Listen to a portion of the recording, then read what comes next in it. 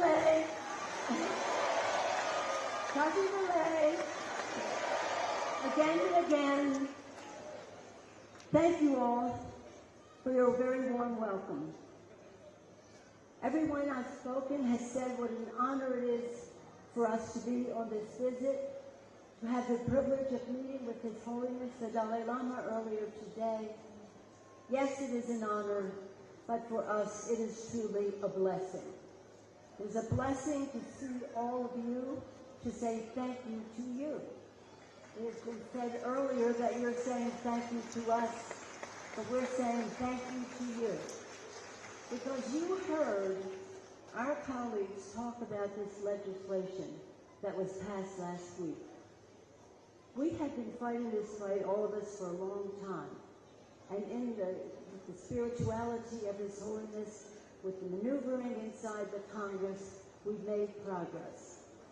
But it's different now with the passage of this bill, because this bill is a message to the Chinese government that we have clarity in our thinking and our understanding of this issue of the freedom of Tibet. And Mr. Meeks, who's the leader of our delegation and the leader of the Foreign Affairs Committee, was so masterful in not only the policy, but in the process of getting it passed in the most bipartisan way. Mr. Meeks, the ranking Democrat on the committee, was relentless in his persistence in getting the bill passed. With the right policy, again, with the biggest vote. And the author of the bill, Jim McGovern, well, he's just been there for us. I call him the patron saint of our Tibet policy in the Congress of the United States. Mr. McGovern mentioned our visit to Tibet a number of years ago. And when we went there, we saw for ourselves. They had spoken to you officially and all that. I want to talk to you personally for a moment. There was a visit of the current president of China to Washington, D.C., and Dianne Feinstein and I said to him, we are objecting to what you are doing to the culture of Tibet. You're trying to erase it. He said, you know what you're talking about. You should go there. See for yourself all the improvements that China is making in Tibet. I said, thank you, because I've been trying for 25 years to get a visa to go to Tibet when you would never give me one, and now I assume that is fine. So we went, Mr. McGovern, his wife Lisa, and other members, a strong delegation. We went to the palace, the Pakal Palace. We saw the room where His Holiness grew up, in his bedroom, and back to see how it is there for him to return to. We mentioned his name all over Lhasa, and I can tell you this, they are trying to erase the culture, with reduce the use of the language. Hans coming into the population there, they are trying something that we cannot let them get away with. Now, in the spirit of His Holiness, I'll be gracious to the Chinese people. I don't know that they're up to this, but we do know that the Chinese government is. And we do know that they must get the message.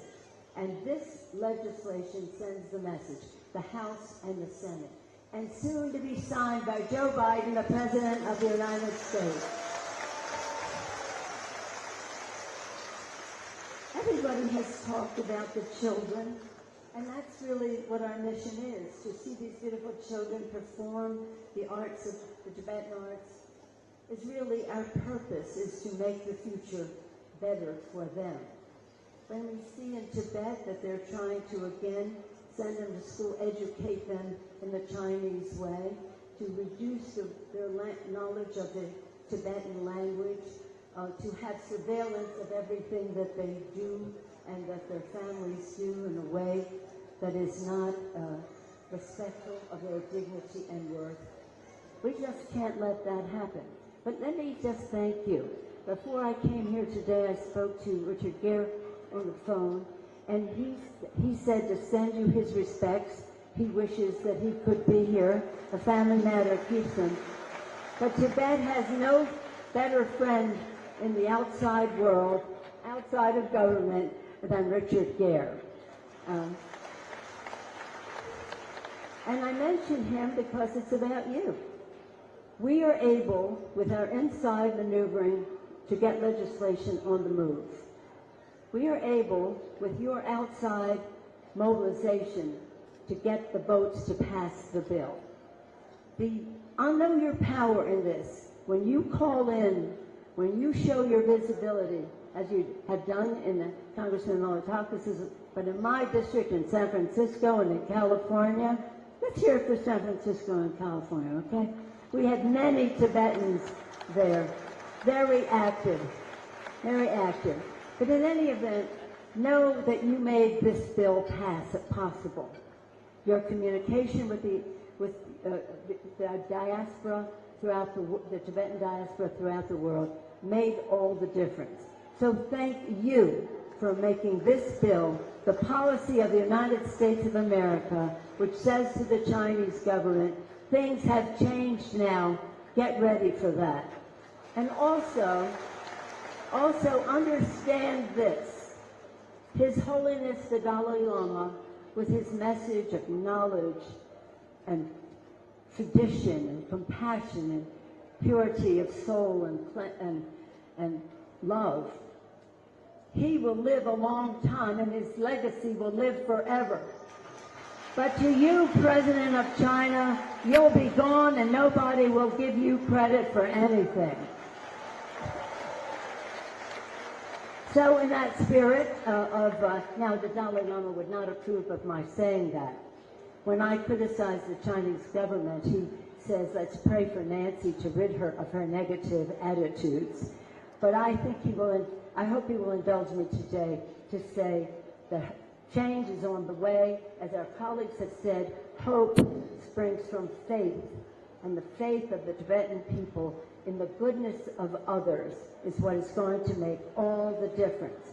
And then we can say freely in Lhasa and every other place, Tashi Dele. Thank you all very much. God bless Tibet and God bless America. Thank you. Thank you, Speaker Emerita. With this, we have now come to the end of today's public felicitation event. We at the Central Tibetan Administration offer our heartfelt appreciation for your presence. It was an absolute honor for you to have you all as our guests. We hope you had a wonderful time as we did today. Thank you for visiting us and for your continued support for Tibet and the Tibetan people. We look forward to welcoming you back in the future. Thank you.